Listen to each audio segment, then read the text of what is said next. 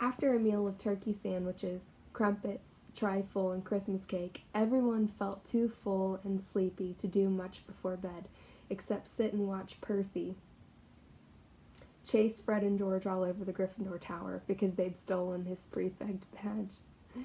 It had been Harry's best Christmas day ever. Yet something had been nagging at the back of his mind all day.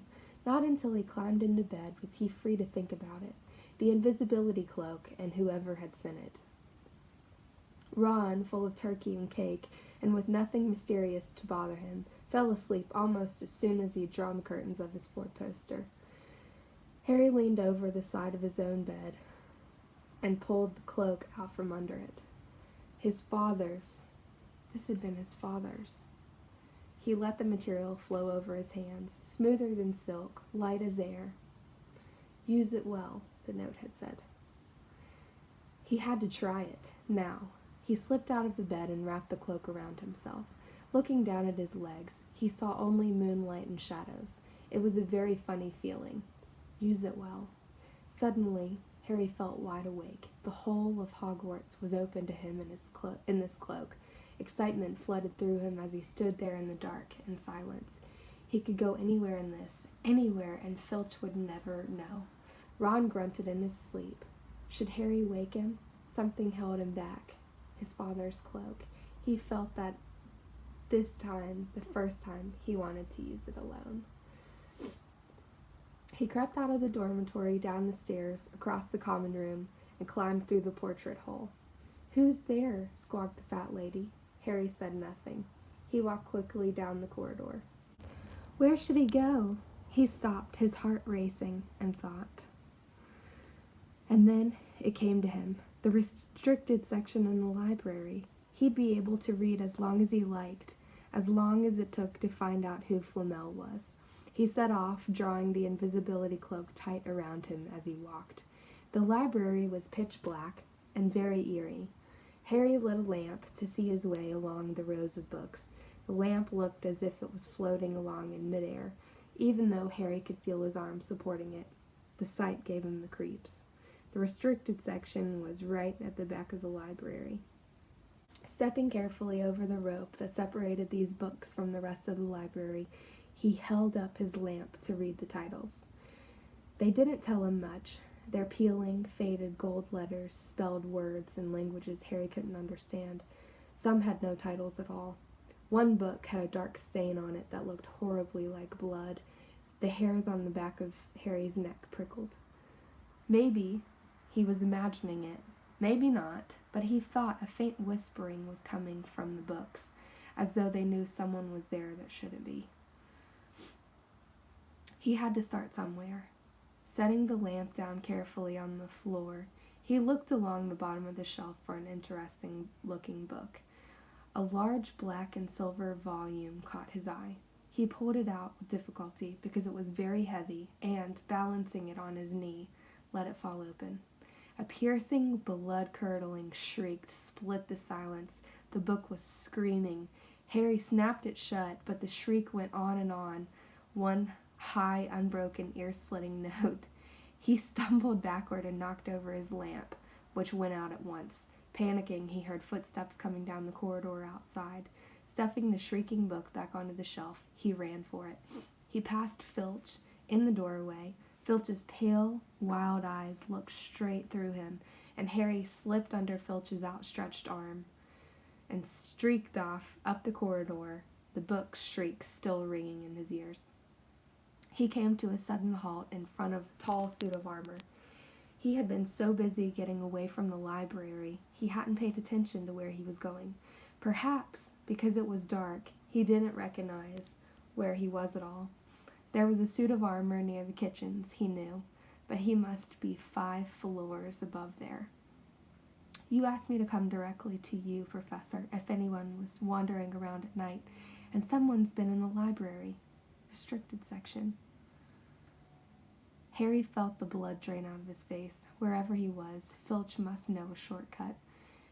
Because of his soft, greasy voice was getting nearer, and to his horror, it was Snape who replied, "The restricted section. Well, they can't be far. We'll catch them." Harry stood rooted to the spot as Filch and Snape came around the corner ahead. They couldn't see him, of course, but it was a narrow corridor, and if they came much nearer, they'd knock right into him. The cloak didn't stop him from being solid. He backed away as quietly as he could. A door stood ajar to his left, and it was his only hope. He squeezed through it, holding his breath, trying not to move it, and to his relief, he managed to get inside the room without their noticing anything. They walked straight past, and Harry leaned against the wall, breathing deeply, listening to their footsteps dying away. That had been close, very close. It was a few seconds before he noticed anything about the room he had hidden in. It looked like an unused classroom. The dark shapes of desks and chairs were piled against the walls, and there was an upturned waste paper basket. But propped against the wall, facing him, was something that didn't look as if it belonged there. Something that looked as if someone had just put it there to keep it out of the way. It was a magnificent mirror, as high as the ceiling, with an ornate gold frame standing on 2 clawed feet. There was an inscription carved around the top. It's like, I'll show you, since it would be me butchering it to try to read it. It's right here. Erised, Straw, that. His panic fading now that there was no sound of Filch and Snape, Harry moved nearer to the mirror, wanting to look at himself, but see no reflection again. He stepped in front of it. He had to clasp his hands to his mouth to stop him from screaming. He whirled around. His heart was pounding far more furiously than when the book had screamed, for he had not only seen himself in the mirror, but a whole crowd of people standing right behind him. But the room was empty. Breathing very fast, he turned slowly back to the mirror. There he was, reflected in it, white and scared looking. And there, reflected behind him, were at least 10 others.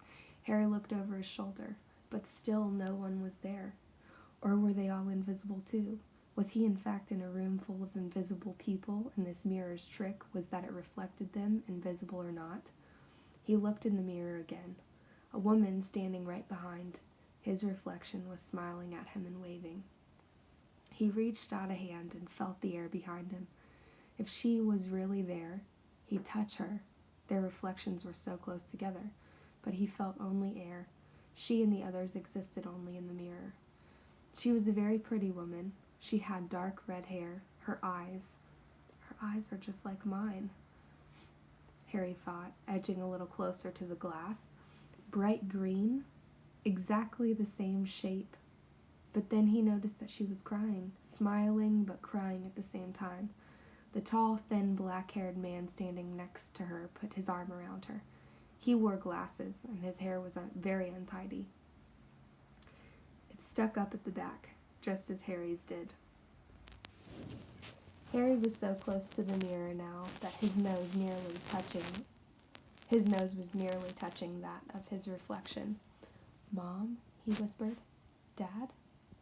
They just looked at him, smiling, and slowly Harry looked into the faces of the other people in the mirror and saw other pairs of green eyes like his, other noses like his, and even a little old man who looked as though he had Harry's knobby knees.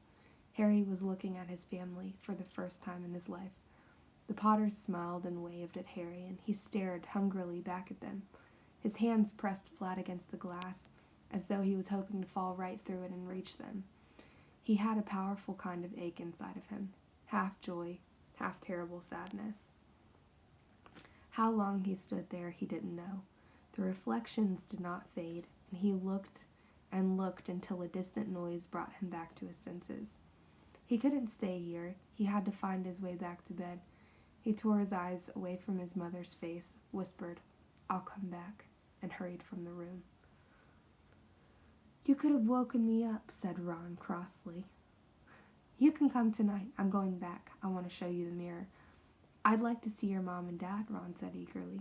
"And I want to see all your family, all the Weasleys." You'll be able to show me your brothers and everyone, your other brothers and everyone. You can see them any old time, said Ron. Just come around my house this summer.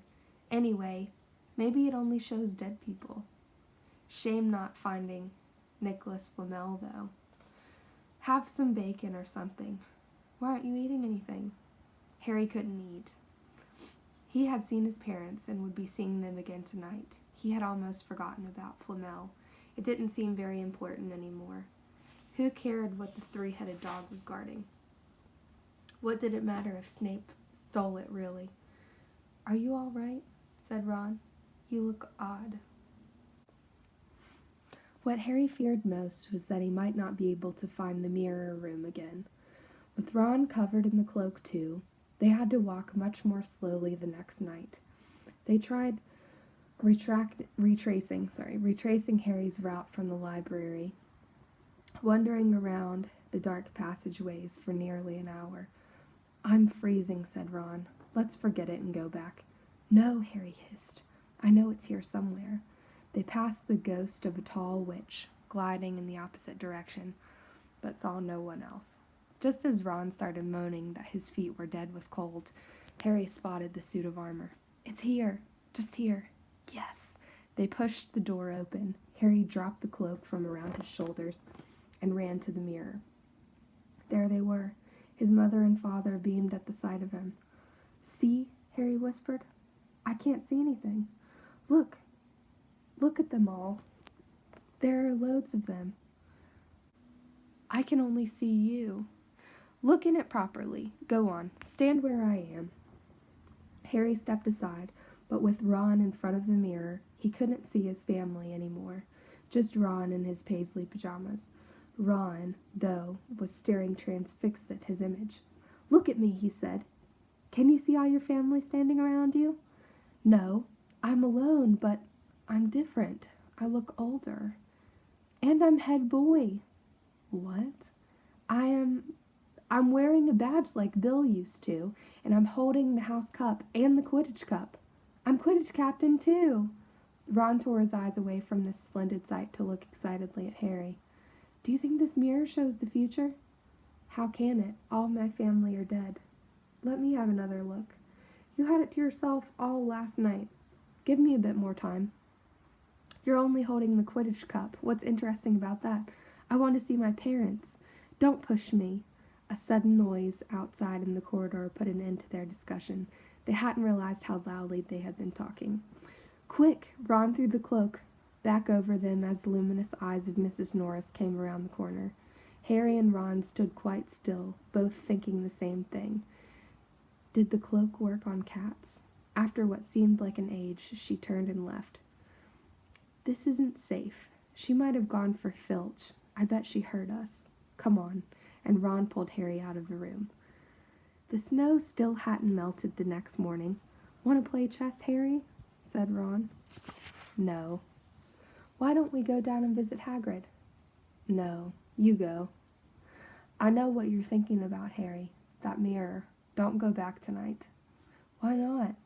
I don't know. I've just got a bad feeling about it. And anyway, you've had too many close shaves already. Filch and Snape and Mrs. Norris are wandering around. So what if they can't see you? What if they walk into you? What if you knock something over? You sound like Hermione. I'm serious, Harry. Don't go.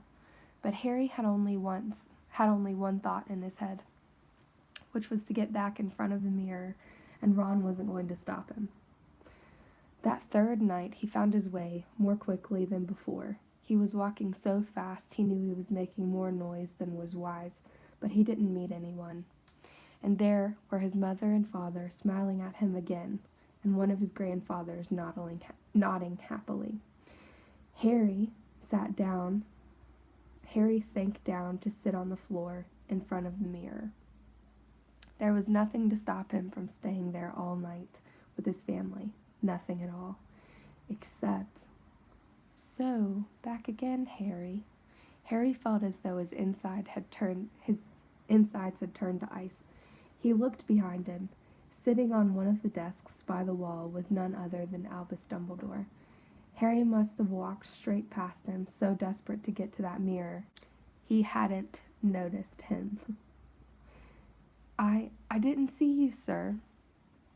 Strange how nearsighted being invisible can make you, said Dumbledore, and Harry was relieved to see that he was smiling. So, said Dumbledore, slipping off the desk to sit on the floor with Harry, you, like hundreds before you, have discovered the delights of the Mirror of Erised.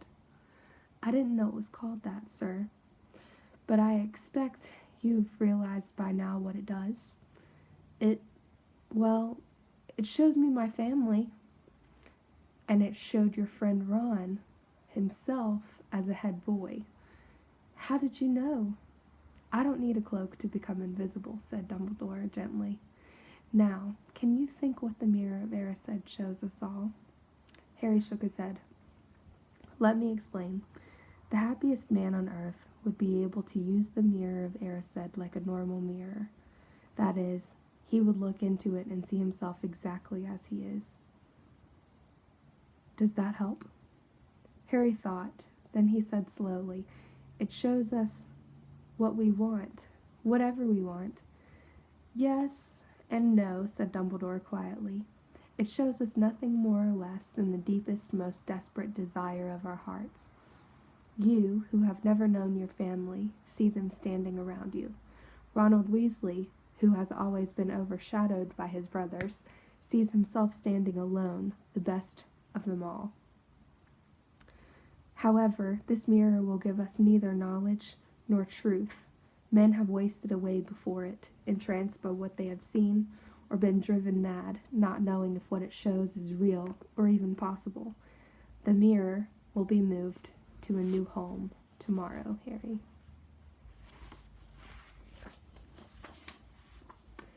And I ask you not to go looking for it again.